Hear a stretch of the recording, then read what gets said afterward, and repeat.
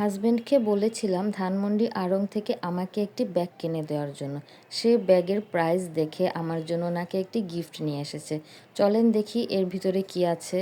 তো এটা খুলতেই আমি জাস্ট অবাক হয়ে গেলাম, সে আমার জন্য একটি সাবান নিয়ে এসেছে। এটা কোনো কথা? আমি তাকে বলছি একটি ব্যাগ কিনে দেওয়ার জন্য, আর সে নাকি নিয়ে আসলো সাবান।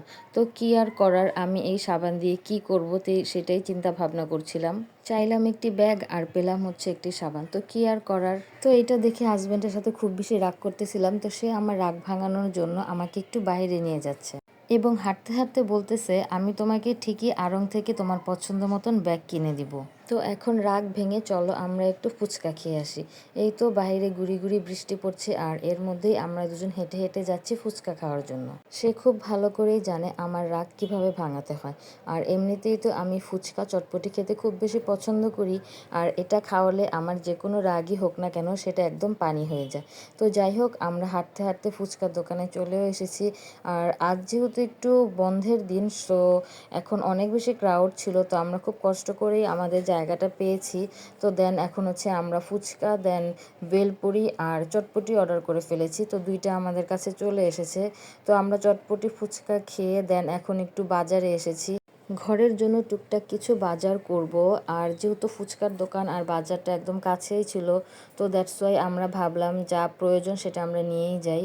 এই তো আমাদের সব কিছু কেনাকাটা শেষ, দেন আমরা এখন রিক্সা করে বাসায় চলে যাচ্ছি। আর আপনাদের সাথে একটি হাস্যকর বিষয় শেয়ার করি, সেটা হচ্ছে রিক্সাওয়ালা মামা এই যে হেলমেট পরে আছে, কি একটা আজব।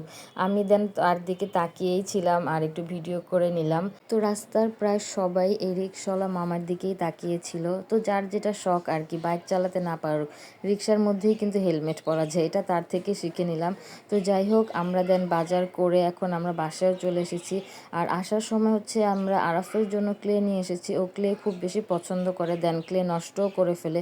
এই পর্যন্ত অনেক কিছুই নষ্ট করে ফেলেছে। এই তো যে বাজারগুলো করে এনেছিলাম সেগুলো হচ্ছে আমি গুছাচ্ছি। আর এই রাঁধুনি চিলি ফ্লেক্সটাও নিয়ে এসেছি। আর আমার হাজব্যান্ড নিয়ে এসেছে চাট মশলা। ওই চাট মশলা কি দিয়ে খাবে আমি বুঝতেই পারলাম না কেন নিয়ে এসেছে। তো যাই হোক, এখন হচ্ছে আমি আয়াতকে বলতেছিলাম পড়তে বসার জন্য, বাট ও পড়তেই বসে না। এখনকার যুগের বাচ্চারা যে কেন পড়তে বসতে চায় না আমি এটাই বুঝি না। আমার আয়াত ছোটোবেলায় খুব ভালো রেজাল্ট করতো, বাট ক্লাস 6-এ ওঠার পর থেকে ওর রেজাল্টের এরকম দশা হয়েছে, কি আর বলবো। কেন যে পড়তে চাচ্ছে না সেটাই বুঝতে পারছি না। তো পড়তে বসলেই ওর একটা না একটা সমস্যা থাকে। দেন আরাফও এখন একদমই পড়ালেখা করতে চায় না। আগে যতটুকু লিখতো সেটা এখন লিখতেই চায় না, এখন শুধু খেলা, মোবাইল আর টিভি। তো যাই হোক, এখন হচ্ছে বাজার থেকে যে টিস্যুটা এনেছিলাম সেটা হচ্ছে আমি টিস্যু বক্সে রেখে দিচ্ছি। তো আপনাদের সাথে আমার দেখা হবে নেক্সট কোনো ভিডিওতে। তত পর্যন্ত ভালো থাকবেন, সুস্থ থাকবেন। আল্লাহ হাফেজ।